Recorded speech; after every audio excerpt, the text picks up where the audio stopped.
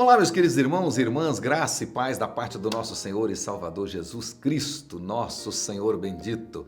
Estamos chegando com mais uma oração da noite, tratando do Apocalipse 7 vezes 7, uma mensagem de fé, esperança e encorajamento. Hoje quero tratar com os irmãos Apocalipse capítulo 6, versículos de 1 a 4. Marque aí na sua Bíblia, no decorrer da devocional nós vamos então citando este texto, ok?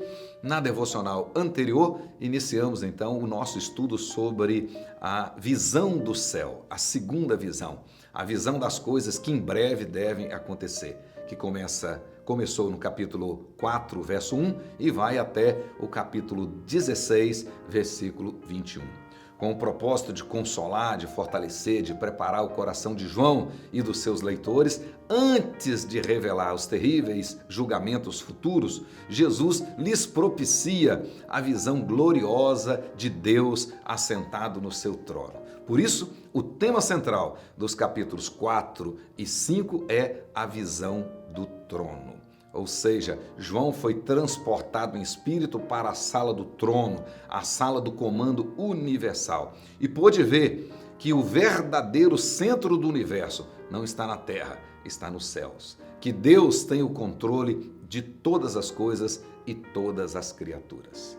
Mas, conforme vimos na devocional anterior, o ápice do consolo de João aconteceu quando ele se virou e viu no meio do trono e dos 4 seres viventes e entre os anciãos, de pé, um cordeiro como tendo sido morto. Ele tinha 7 chifres, bem como 7 olhos, que são os 7 Espíritos de Deus enviados por toda a terra.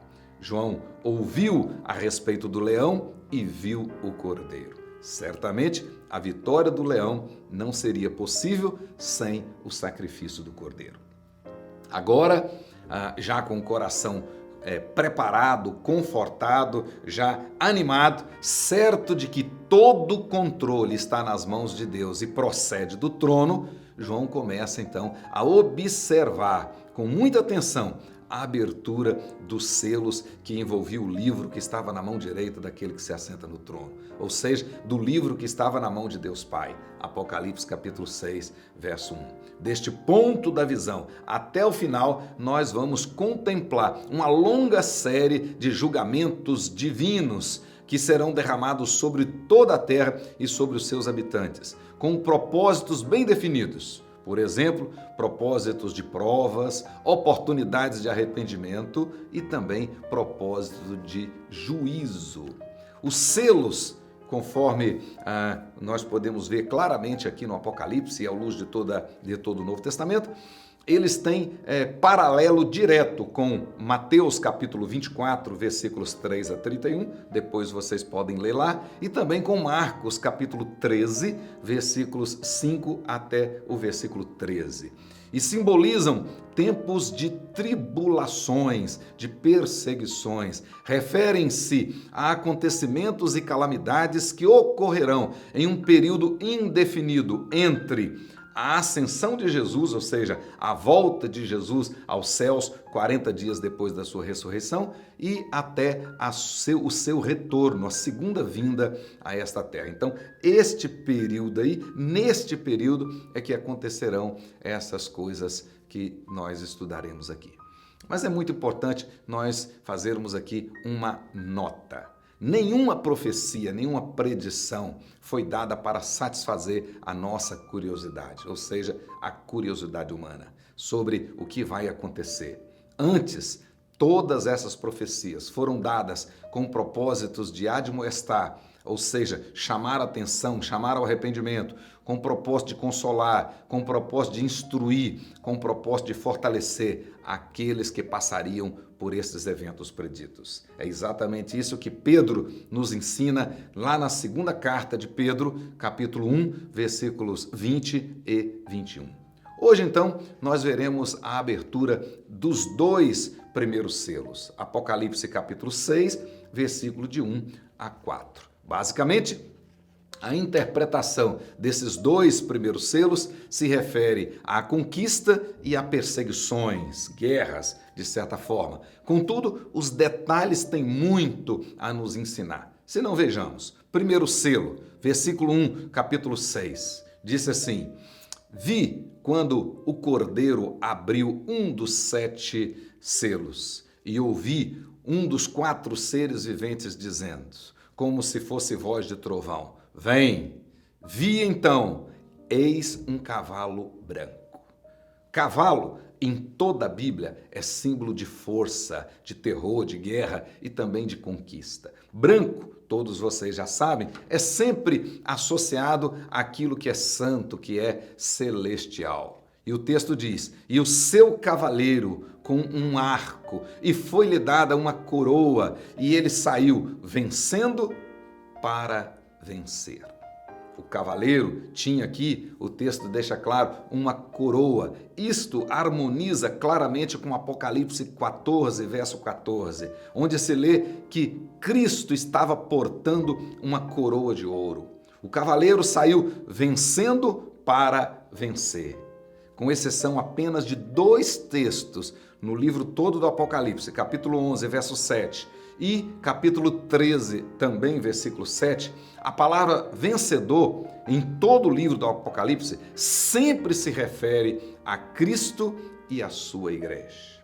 Assim sendo, o cavaleiro do cavalo branco é Cristo, com certeza. E a sua conquista se dá pela pregação do Evangelho. Marcos, capítulo 13, versículo 10. Apesar do ambiente hostil, o Evangelho alcançará a vitória. O Evangelho será pregado eficientemente em todo o mundo, mas só será eficaz na vida dos eleitos. Mas um detalhe interessante: o aparecimento do cavalo branco automaticamente chamará o aparecimento dos outros 3 cavalos. Todas as vezes que Cristo aparece, Satanás se torna ativo para, de alguma forma, tentar os filhos de Deus. Segundo selo, diz aí no versículo 3, quando abriu o segundo selo, ouvi o segundo ser vivente dizendo: vem! E saiu outro cavalo, agora um cavalo vermelho. De fato, o significado mais primário de cavalo vermelho refere-se às guerras que haveriam no mundo. Mas, essencialmente, não é este o sentido que aparece neste texto, neste selo. O significado aqui, na realidade, é de tribulações, de perseguições ferrenhas contra os filhos de Deus, ao invés de guerras entre as nações. A matança da qual o texto fala é matança e sacrifício, ao invés de militarismo. Refere-se à matança de crentes, refere-se a uma guerra contra os filhos de Deus, uma guerra contra os crentes. E nós temos alguns argumentos bastante fortes na Bíblia para comprovar esta ideia. Diz, a primeira coisa que nós podemos ver é que onde Cristo está vencendo por meio do Evangelho, certamente aparecerão perseguições. Segundo, este ponto de vista está confirmado pela passagem paralela de Mateus, capítulo 10, versículo 34 até o 39. Terceiro, aí no versículo 4 aparece a palavra se matassem. Essa palavra, na realidade, João a usa, é uma palavra diferente, não é uma palavra comum, e toda vez que João usou essa palavra, ele estava se referindo à morte de Cristo e à execução de crentes. A palavra está mais associada ao ato de sacrificar do que ao de assassinar. E quarto, ao ser aberto o 5º selo, nós podemos ver lá no versículo 9 o seguinte: as almas daqueles que foram mortos por causa da palavra de Deus. A palavra mortos aqui nesse versículo 9 é a mesma que aparece aqui no versículo 4. Portanto, na realidade, a morte que nós estamos vendo aí diz respeito àqueles que foram mortos por causa do testemunho que deram de Deus. A palavra mortos é a mesma. Portanto, é razoável entender que os mortos do 2º selo são os mesmos mortos do 5º selo. E, em 5º lugar, o texto diz que foi dada àquele cavaleiro uma grande espada, no versículo 4. E só que a palavra que aparece ali para espada, machaíra, essa palavra, na realidade, ela significa a faca usada para o sacrifício. É a mesma palavra que aparece lá em Gênesis, capítulo 22, versículos 6 e 10. Portanto, não é uma espada de guerra usada na batalha, mas sim aquela faca usada para matar o animal que vai ser sacrificado.